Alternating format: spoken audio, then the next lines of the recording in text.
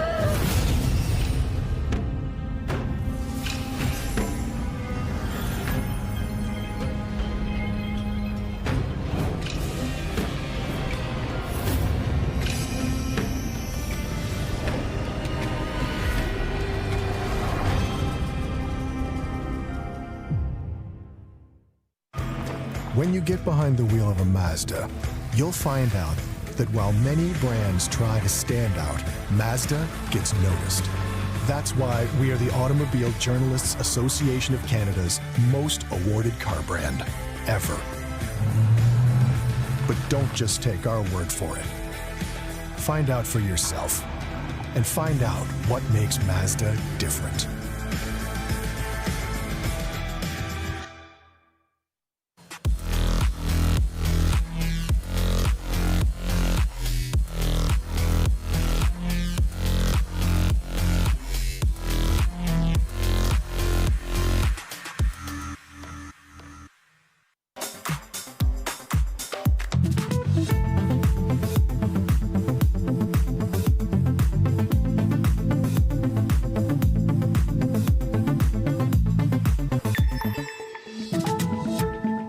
Now this is where I want to retire.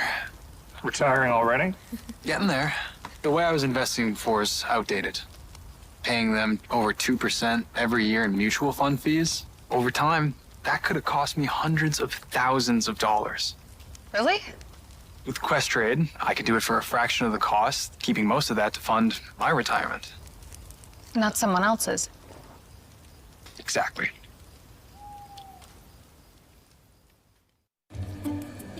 I'm making a piggy bank so I can be inspired to save. BMO helps you kickstart your savings habit with a cash bonus when you open a new checking and savings account. Wow. What's your muse? I thought it was kind of obvious. Island flying above, they're like, hey, we don't even have to build. And if anything happens, we've got launch pads out if something were to go crazy.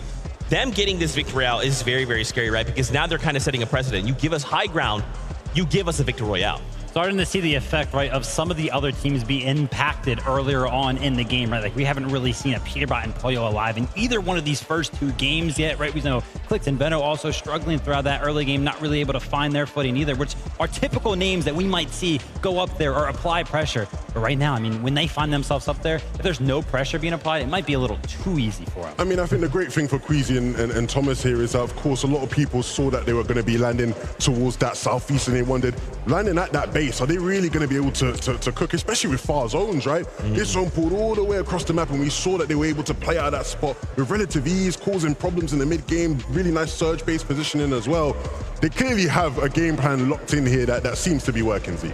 Absolutely, and we actually have a listen-in from that moment on height. So let's take a look at this. Spring. You don't have a dash? Yeah, I have one. Okay. One or two. I can't 74. Pulls far. I'm single layering. We're gonna have to dash and fight though. Top 3. 2 duos. Maybe we fizz and drop down right now. We fizz and drop down right now for sure. I have armored still. Bring that up. Yeah. I'm dropping late, okay? Yeah. Down late. I have no ammo. Can we drop the low ground or what? Yeah, okay. Well, we can... Fizz. Okay. Yeah. Fight this guy, yeah. Look up, Kill look last up. one, yeah. Get high, don't die! Get high, don't die! Come on, man. It's too easy. It's too easy. You heard it. Get hyped, don't die. That's all their concerns. Just two things. We got to do this game. And man, just to see and like get to hear those comms is really special because we kind of get a little sneak peek into how they're choosing to operate. So calm, right? Very little comms. They're not like, hey, we're top 2. Don't freak out. Don't panic. It's just like, hey, here's the information. Top 2. Let's drop. Let's do this. I mean, it was a great example of just the dynamics of that team, right? Queasy with very clear communication, that strong leadership. That's why he's considered one of the best IGLs this game's ever seen. But still having the trust in Thomas. When Thomas made a call and said, I want to do this, let's do this, following that and sticking to that, committing to that, great teamwork. Resource management, planning out the rest of the game before it even happens. But that little thing that I saw at the end there, you saw Thomas, he was editing out the floor. So that way the tarps above them actually would fall, right? They would break away. So that way Baka had nothing to kind of land on that was actually inside of the zone. Took away every single advantage possible from the competitors. Those little things, right? Those little nuanced decision makings, so incredible. We saw there in the first place. Trulix and Chicho in first place by a massive margin there. And to think in this, they picked up 8 eliminations, right? So remember, we don't always need the victory royale. That helps, but if we're placing top 3 with 8 elims, y'all better look out. Listen, me and Levin, we were sitting down in the practice area yesterday, shout out to Reed, was having a little bit of a conversation, and he was like, Truelex and Chicho, they're just so annoying. They just build ramps up. They get all of the storm surge in the world. It's just so random. And to see them make it into the end game is really no surprise when you kind of take that sort of strategy into account. I think the big surprise here for anyone that's familiar with Truelex and Chicho is they're not the type of team you want to see or expect to see having 9 eliminations, right? There's a low elimination players. They play out their mats really well. They play out their med kits like we saw them do there, right? Had the 3 med kits. Once they ran out of the mats in the end game, you play your med kits, clutch up some extra placement points. But if they're going to be able to do that, Zeke, popping off and getting high elimination games, we could see them repeat the success they had last year at the Global Championships. That is so crazy. And a final thing here to call out, Peterbot once again in a situation he's left as a solo. This game, though, was a little bit different from them. They were kind of in shambles there, which is a little bit uncharacteristic.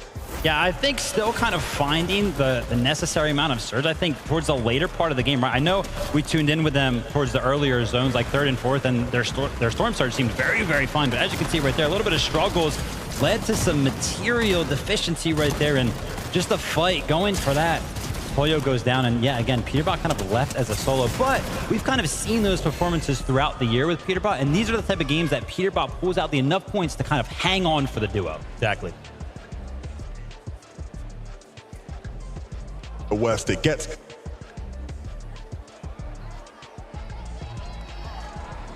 Right. Exactly. You love to see it. Guys, we want to talk more, but we're getting right back into the action. There's more Battle Bus action to go. So this is game number 3. Casters, up to you. Thank you guys so much. And yeah, MDF, we are approaching the halfway point here in day 1. But what's even crazier to consider is still, sure, it's match 3, but tomorrow, 6 more games to work with and a 1.5 times point multiplier. Yeah, that's right. And that's where teams start to hit the drawing board. I mean, Vino has expressed this before to us in his interviews. Day 2 is always the hardest, especially for players like him that focus so heavily into that day 1 prep. So this foundation that has to get built here and now is extremely important. Let's jump on the Battle Bus one more time.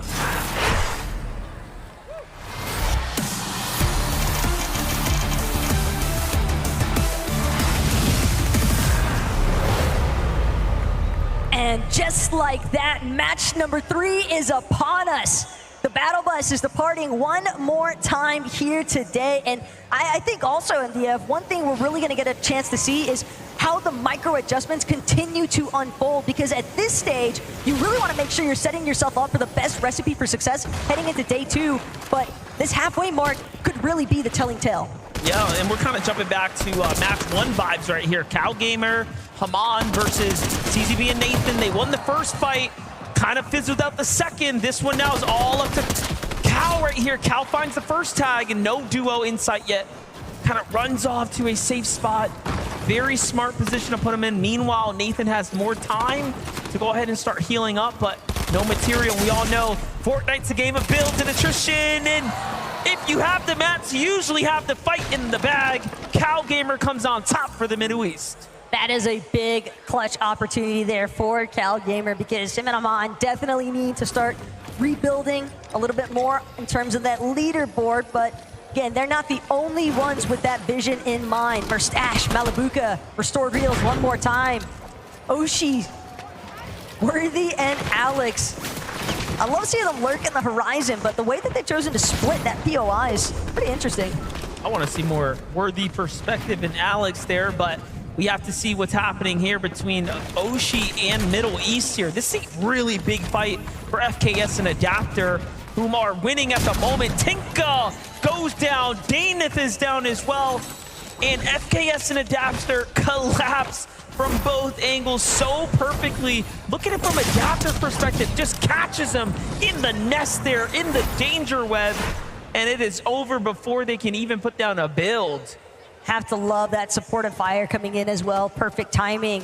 Phaser and King, though, slight world of hurt here.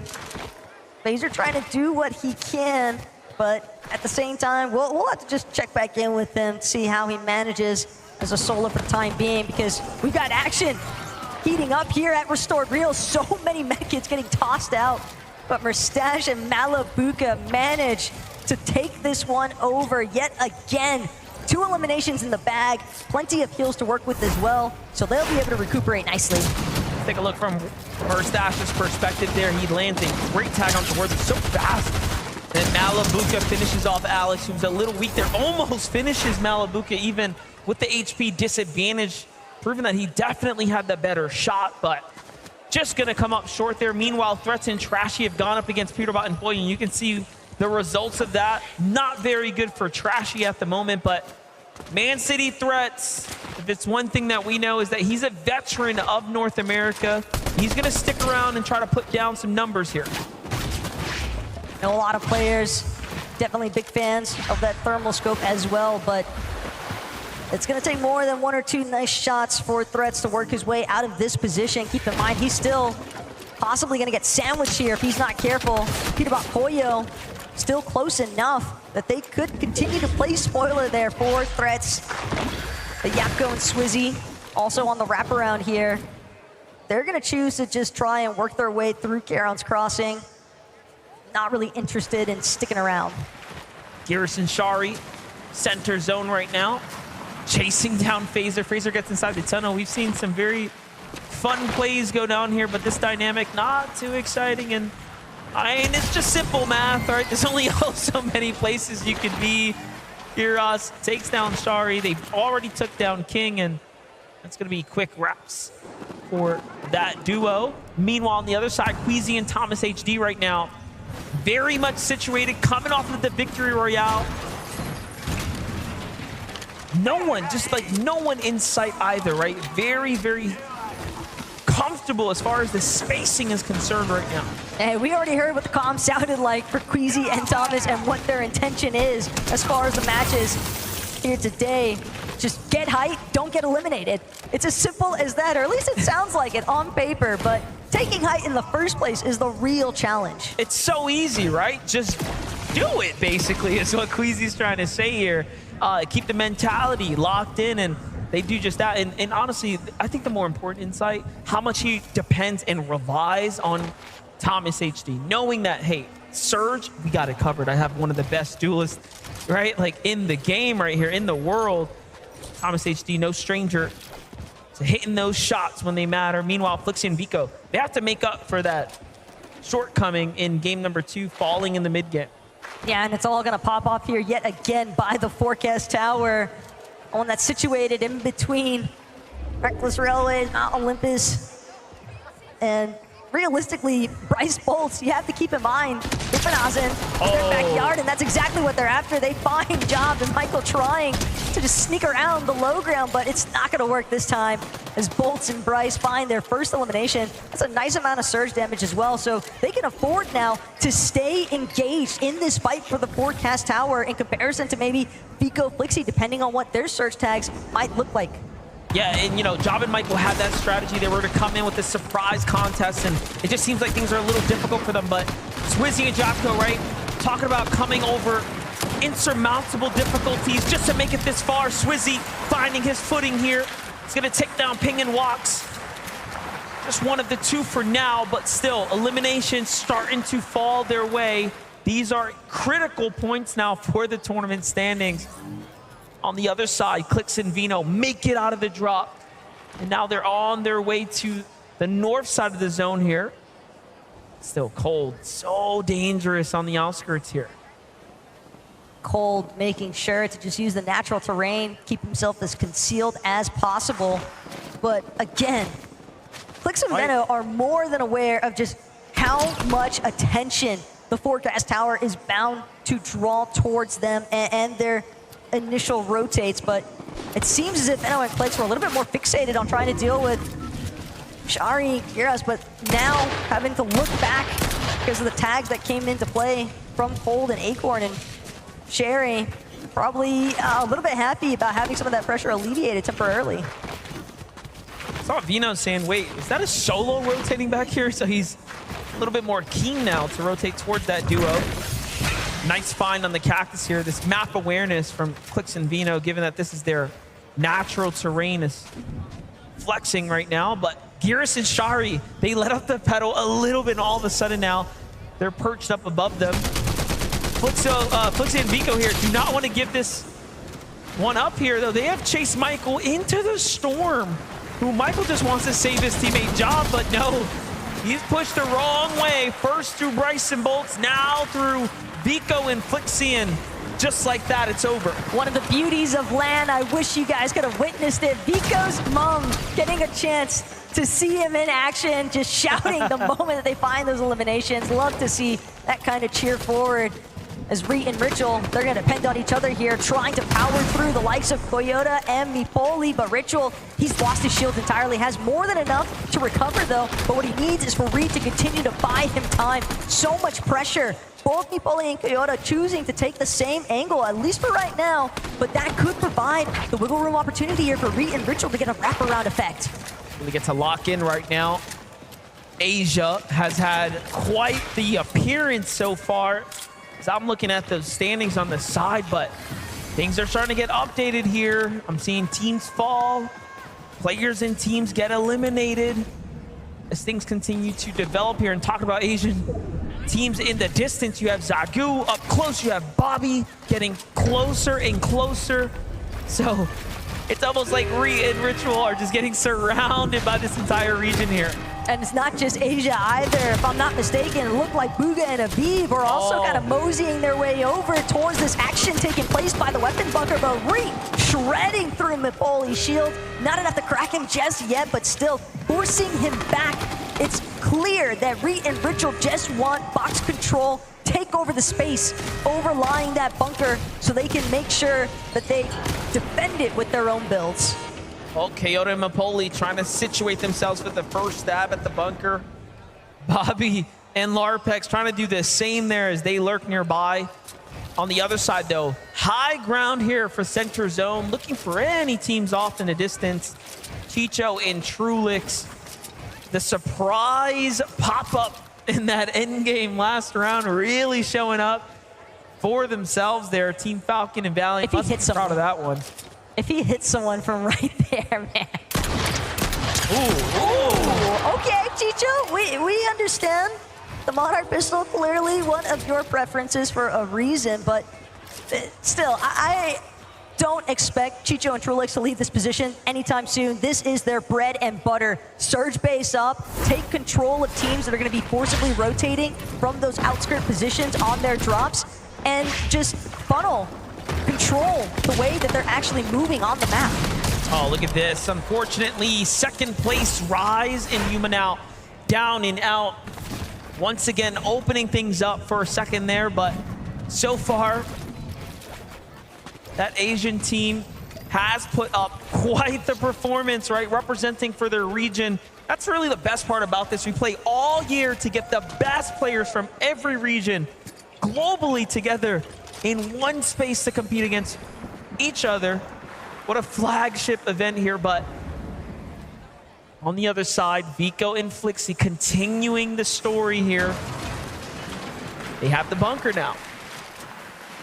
Probably rather content as well, knowing that they could take their time, but there is another team starting to approach their position, but it might just be a duo that's gliding overhead.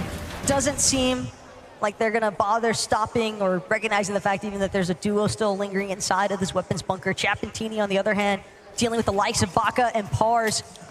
Outskirts of Restored, Reels, and this could be a rather dangerous position because keep in mind, Trulix, Chicho, they've got a surge base nearby as well. They could look for prime third-party opportunities, get some good tags in here. Chapentini now on the run here from Baka and Pars. Smart disengage given that low ground terrain is going to be a lot more difficult to play from. Baka and Pars, honestly not in such a strong position themselves. 28 builds is nothing for a player like Baka, especially in this type of lobby.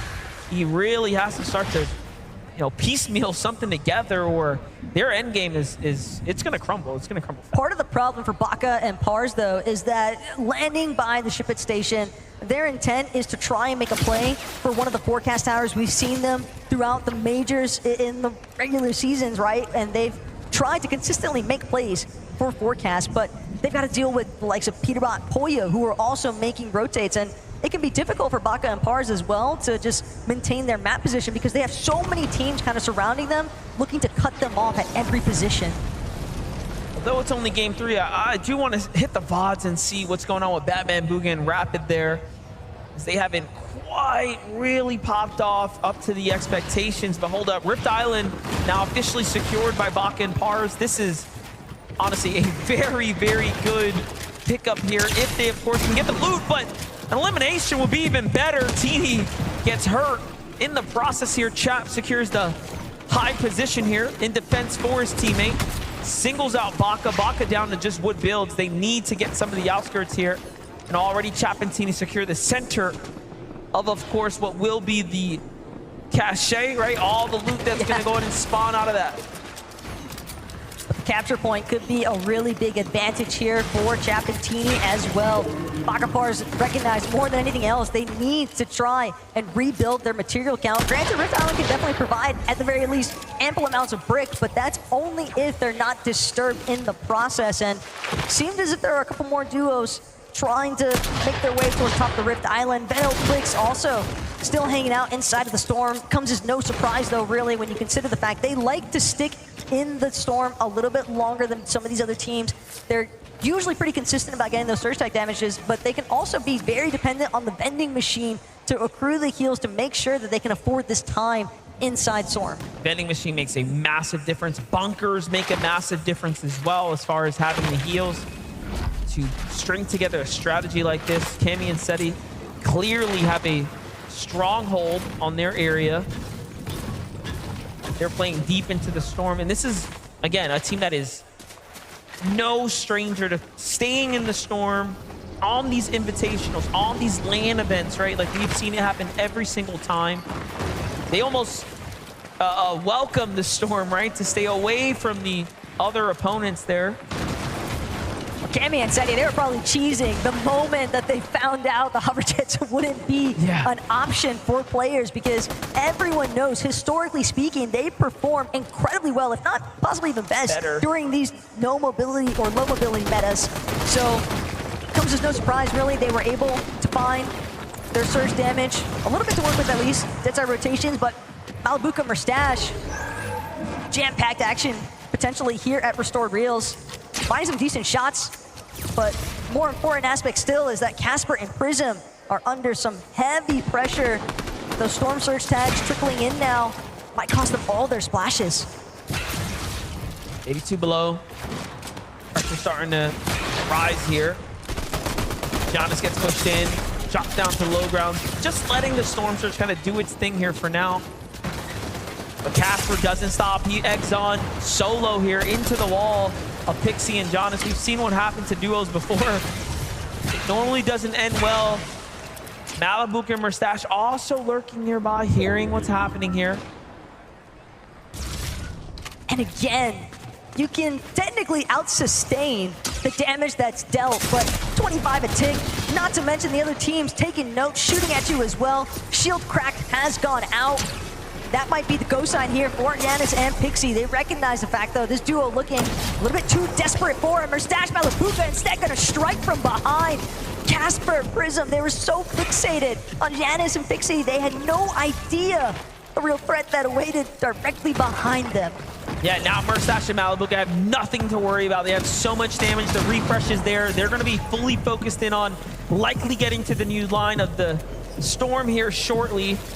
And they saw, like, you know, this team was fighting another team, so clearly they're very much aware. But wait a second, Pixie knocks on the wrong door. This is a full duo. Little did he know, he was likely thinking this was what was left of the other team that was just there. And Giannis falls for being out of position now. Merstash and Malabuka really racking up the eliminations this game. Devious work there by Merstash and Malabuka, though. The way that they were able to separate Giannis and Pixie in that moment. Keep in mind, Pixie definitely still trying to do what he can, but yeah, that is just some very tactical play coming out of Malabuka and Merstash. Their chemistry definitely aligned. Pixie still trying to do what he can, but Malabuka and Merstash, they know it's a solo hidden somewhere amongst the rubble of these pre-existing builds. Pixie trying to hope that he can maintain a little bit better position, but he's just getting shredded. The builds are not going to withstand all the shots coming in. Malibuca Mustache with yet another elimination. 807 damage above as well. They can take their sweet time now on the rotates. And you see it from Mustache's perspective onto Casper. It's a huge, huge shot there in the replay. Very, very well executed. Well, that's going to set themselves up for success. They have nothing to worry about other than get to Storm now. For Vino and Clix, a little bit of a different story here.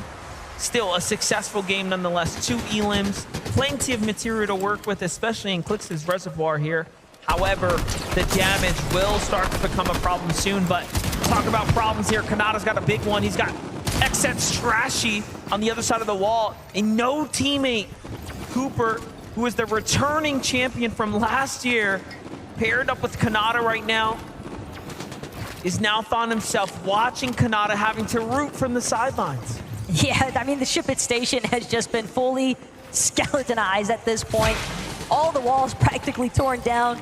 Other player builds replacing them, but Kanata has done a decent job, at least at forcing Trashy back. And in fact, Trashy so low, Kanata not going to be able to get the outright elimination just yet, but he's hunting it down. Trashy just hoping that he can buy himself a little bit more time, and Kanata's got to be careful because Queasy and Thomas, they're also nearby.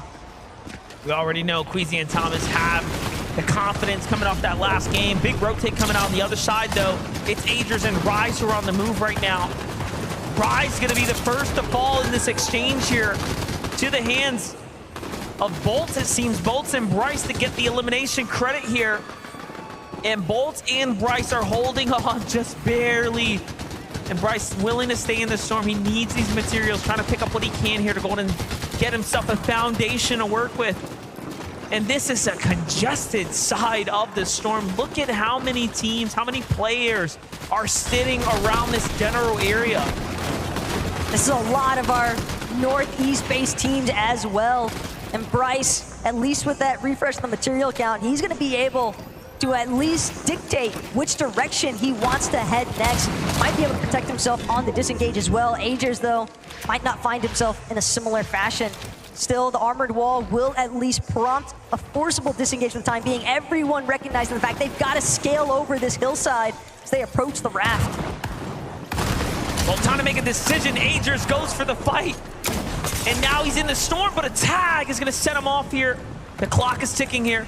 Just a couple moments left, and he jumps onto Muzz and Epic Whale. Tries to go for the axe through the wall, but instead delivers the loot to the hands of Muzz and Epic Whale, who really needed that, but the storm ends up doing the rest there on this back edge. And it's just one problem after another now since match 1 for Epic Whale and Muzz here. It's going to be difficult to ask Epic to do much more at this point, given the situation. Epic just hoping that he can survive, but that dream is shut down instantaneously. Just down from a distance, and not much left to do except sit and wait for match number 4 to begin. Trulex, on the other hand, though, no Chicho again. Some of our teams that are just trying to lead, unfortunately finding themselves in these compromised positions. If Trulex goes down now, MDF, that's going to be a heavy hit to placement points. Yeah, definitely will set them back, given that they set themselves up with such a strong position now after that first game. Obviously coming in with a little bit of a lead, but how long can that lead last when you have people like Peterbot and Boyo putting sights on you? And looking at that update there, Cold and Acorn are down. Yuma and Rise are also down. This match 3, almost a defining moment for some teams here that had a real chance to break away, but as all things balance here, it's almost like we're brought down to reality. So Trulex, really the only player now in the lobby that has a 30-point gap, but for how much longer?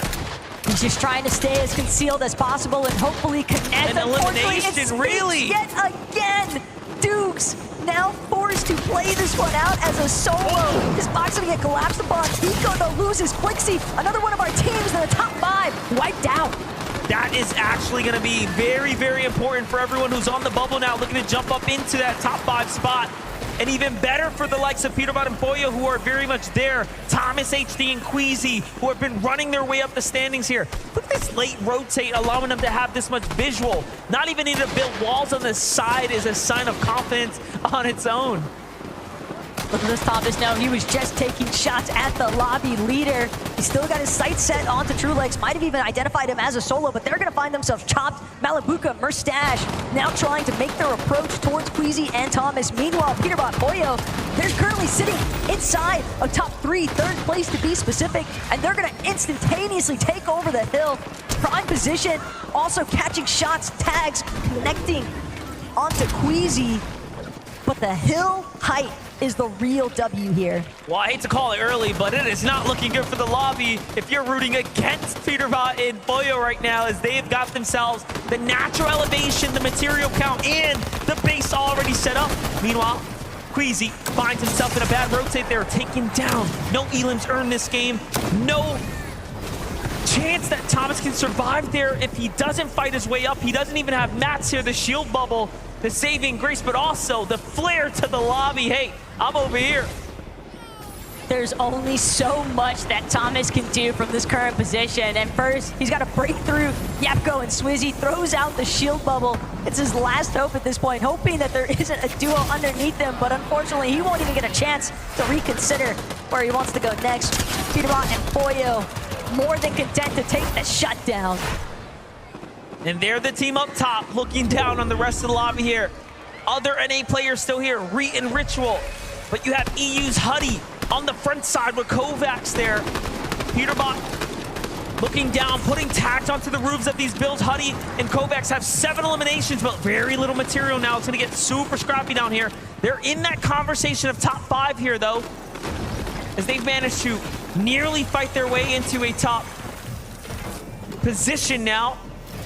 But things are slowing down. Everyone really thinking about what the next move's gonna be, what's best for their situation here in the tournament. Merstash, Malabuka look up, they say no. Peterbot and Pollo are still there. Huddy and Kovacs, they're actually gonna opt to play from inside Storm. Now they're gonna make their move, but they're so late on this rotate. Peterbot and Pollo are bound to catch wind of this. Immediately, the shots rain in. Kovacs trying to scurry around, but he won't escape. There's too much pressure. Peterbot too accurate as well. Another duo life getting flamed here in the mix. Merstash, Malabuka now caught wind of Reet. Unfortunately, front side of zone is not going to be controlled by Reet and Ritual much longer. Malabuka, Merstash here to play. Yeah, and they did all that for a top 5, right? Look at how slow things have gone here, because everyone wants placement points. But the problem is now you're giving Peterbot and Pollo so much more time to decide about how they basically want to win this game here. Ritual still trying to work his way through. He's crouching, he's breaking the builds, but Peterbot and Pollo MDF, I hate to call it early, but they are looking primed to take over here in match 3. Unless Merstash and Malabuka have something to say about it. Currently contesting Yapko and Swizzy. This could be a massive refresh for builds. Swizzy and Yapko, 8 elims. What a monstrous game for them here. Top 3, breaking his way through the builds here. He still has a lot of gas in the tank here to work with, but Malabuka and Merstash put up such a strong defense there. A great tag onto Merstash to go in and set things up, but he steps in now. It's time to throw it all down. It's all or nothing. Right hand peek here for Merstash is going to work well. Peterbot and Pollo jump down from the high ground to go ahead and get in the mix. One of those goes to them. Merstash is down. Malabuka's down. 2v2. All they got to do now is find the last shot, and Pollo, hungrier than ever, is going to get one. They just need the second now. Peterbot, Pollo, they're tracking him down. Swizzy staring just a layer above. Pollo's gonna fall though. This could be massive. Swizzy could actually take it, but Peterbot trying to shut that dream down. Peterbot, oh my God, is all he needs. Swizzy takes it home. Peterbot and Pollo get taken down to the hands of Swizzy. Phenomenal job there in the end. Just when you thought it was over, just when you thought he didn't have a chance, they clutched it up. They pulled through.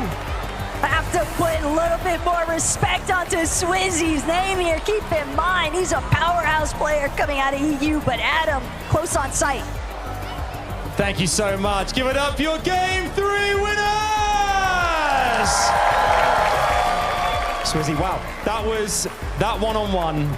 Peterbot there, right at the very end. You managed to start that out perfectly, but walk us through the final stages, how that all went down. I don't know, like, it was actually not that hard. Not as hard. Not as hard. Peterbot and Pure have been very strong throughout the competition so far, but Yapka, you guys are looking very good too. Walk us through the first 3 games of this competition. How has it felt for you two as a duo? Is everything panning out as you expected? Yeah, we just adapted very good, I think, and we're just playing our game. I think it's pretty good.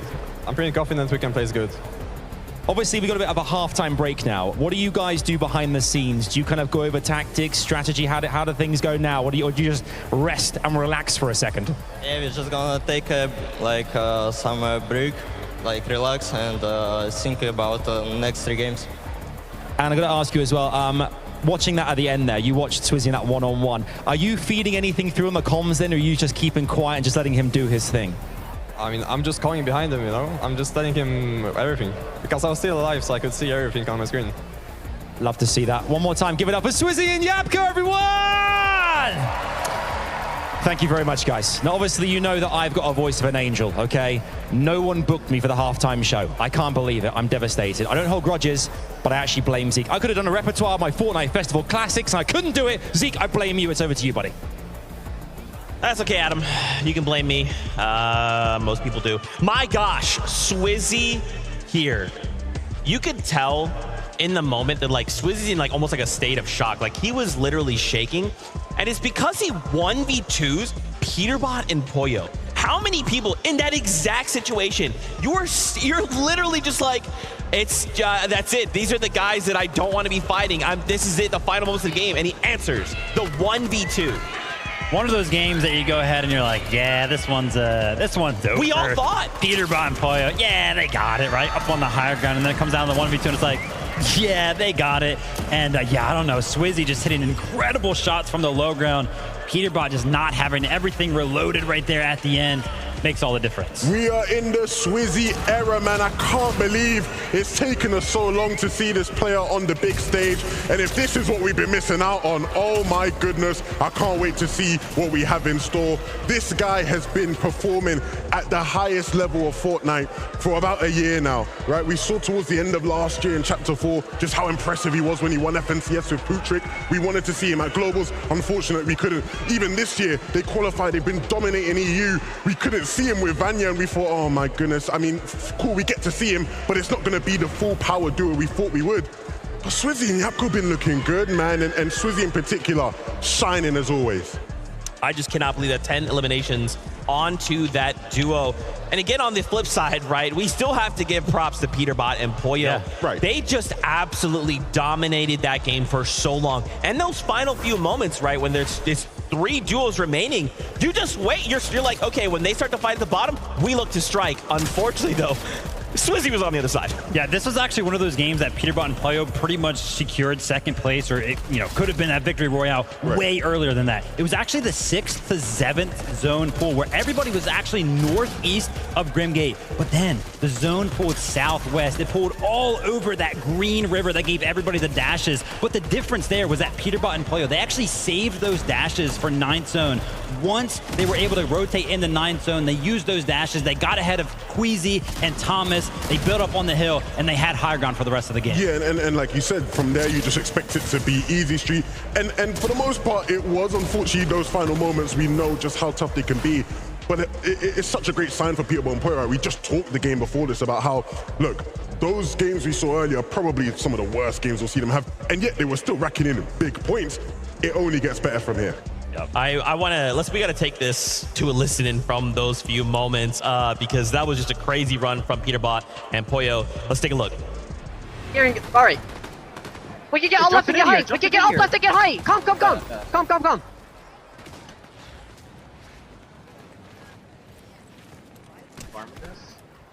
35. They're looking. 30. Look here. No bills. Yeah.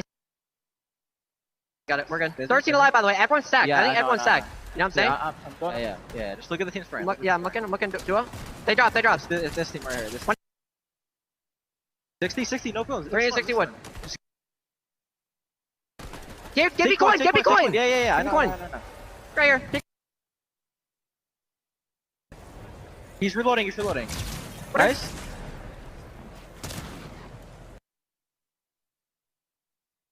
always great to actually listen into the comms. 11, we were actually having a conversation about Peterbot's comms. You were listening to them over at EWC. Compared to there, what's the comparison? I mean, at times, right, in some of those games, you maybe was getting a bit quieter. I remember some of his teammates on the key, they were complaining, you got to talk a bit more to us, Peter, but the communication, much more in his element here on this big stage. Nice. I love to see there in those final few moments as well.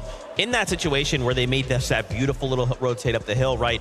At that point, second place through, they're gone. And now they're thinking, okay, we have an opportunity here. We can really look to pull away. And again, just kind of telling the lobby, we are on height. You're not going to get to play the game. But when we're ready, we'll go ahead and pick you all off at the bottom. Absolutely. And I mean, look, they're in first place. No surprises there. I think it's interesting how even with their success, if we're going to be critical here, I think we're seeing the effects of the whole Raft situation where they're not getting that whole POI to themselves. It feels like in some of the NAF and CSs this year, they would have gotten a POI like that all to themselves and been able to run with it, have cap loot. But the lack of loot, you'd argue, means, again, he doesn't have as much ammo. He can't spray as much towards that back end. When he runs out of shotgun ammo, he can't switch to his AUG, right, and use that. Small, fine margins, but it's, causing a difference here.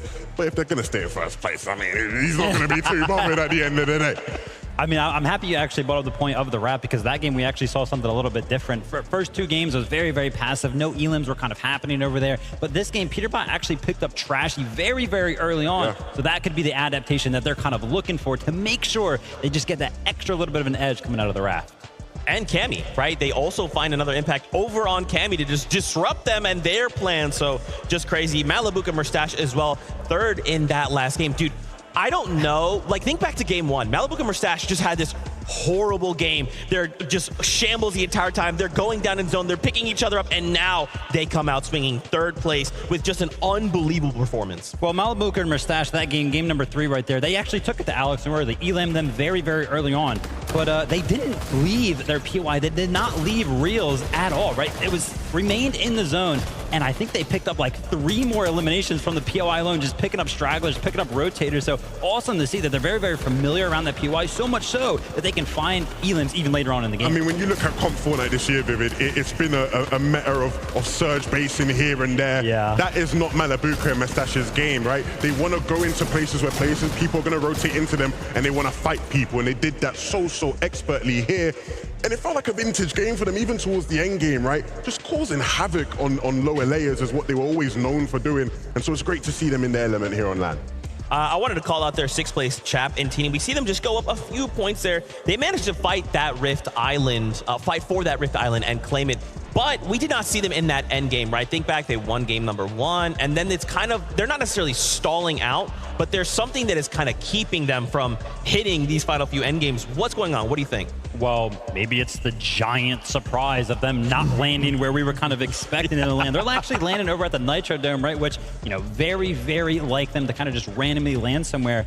And maybe we're kind of seeing the effects of that, right? Maybe now that players around them have kind of adapted to how those rotations are kind of being made by them. They're like, oh, so this team's going to be doing this now. We're obviously not going to allow them to do that or something like that. But I'm sure there's adaptations being made by some of these players. Absolutely. I wrote down a whole long list of like effects of them switching up their drop and the team's effects. Before we get to that though, right?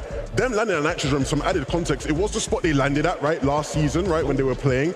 And when you actually look at where they were deciding to land, they never really committed to a spot, right? At one point, they wanted to go reckless and they were going to go towards the underworld. And it's funny, I spoke to Kanada and Cooper a couple days ago, and they were like, for sure, those guys are going to go Nitro Dome. They knew, they were like, 100% those guys aren't committing to whatever they're saying they're going to commit to. They're going to land on us. And I guess they were very prepared for it. But even then, man, Chapentini is the kind of thing you expected them to do, right? Have some sort of switch up in game plan. I love that the casters going into that game called out micro adjustments, right? Game to game, we're just thinking these little nuanced things. How do we get the upper hand on all of these duos? And of course, now being the halfway point is more important than ever to do so. Yeah, and I'm happy that you actually brought up that halfway point, right? And quote unquote adaptations, because now that we are actually in that halfway mark, the players are off the stage. Right. They're actually behind the scenes right now, and right now they have the opportunity to not only talk amongst themselves, right, kind of get refreshed, kind of reboot back up into the competition, but the opportunity to also talk to their coaches who are hopefully seeing things that they are not. Yeah, I mean, we were talking to some of the coaches that are here, right? We were talking to Sven and Razari, right? Those guys coach a bunch of the players here, a bunch of the top teams here. And there are some top teams, I think, who have maybe had a quiet first 3 games. So there's going to be plenty to talk about behind the scenes. That's right. Well, you heard it here. The players are currently on a halfway point break. So what we're going to do is we're going to step away. When we return, though, game number 4 from the FNCS Global Championship.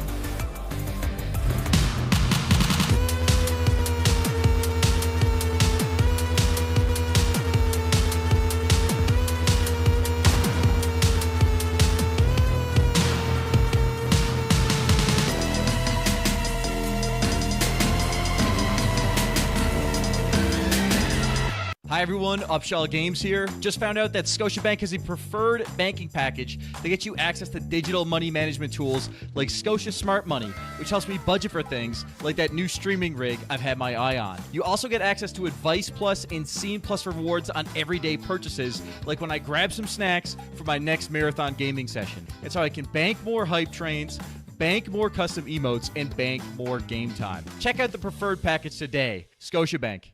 You're richer than you think.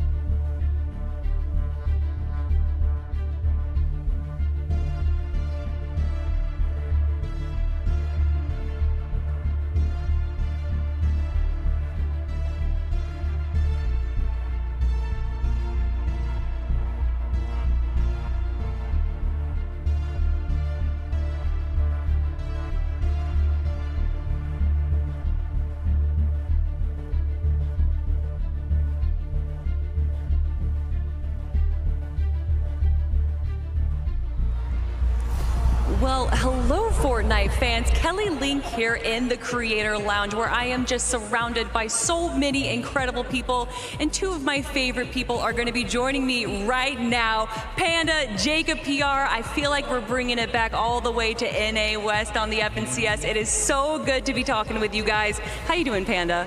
Hey, listen, it's the Global Championship, so you better believe we're loving it. What's going on, Texas? It is so exciting, so electric, and I know that so many people here are excited for Game 4, but we do have a little bit of a break, Jacob. But when that break comes back, I'm ready for Game 4. What about you? Oh, I'm definitely ready for it. Even though there's like a little bit of a slow start and some hiccups, including that last way the game ended, Peterbot and Pollo, oh my God, this is a legacy in the making, and there's 9 more games throughout the weekend, and I couldn't be more stoked. But man, I thought that was going to be Peterbot and Pollo's game. Everything worked out so well from them on high ground, where we've seen them time and time again. but who was waiting for them on the low ground? Swizzy. Is that something you could have expected, that 1v1 going out that way? Honestly, yeah, I can't lie. I predicted that was going to happen. No, I'm just kidding, guys. But no, honestly, really it is the nerves, right? That's the biggest moment that Peterbot's had of the day. He came down, he tried to take the fight, and unfortunately it just didn't go his way. But that's how it happens sometimes. But even without the victory royale, Peterbot and Pollo are currently sitting in first place, and I think that's something a lot of us kind of expected today. Do you think they're going to keep this going? I 100% think they do. Consistency is key, and in a lot of their big wins throughout the course to get here, it's been their consistency. And Pollo, I think, has been a huge backbone for this roster that doesn't get enough credit, so just a big shout out to Pollo. Well, speaking of giving credit, Swizzy, absolutely incredible. Not even playing with his main duo of Yapko and still taking the victory royale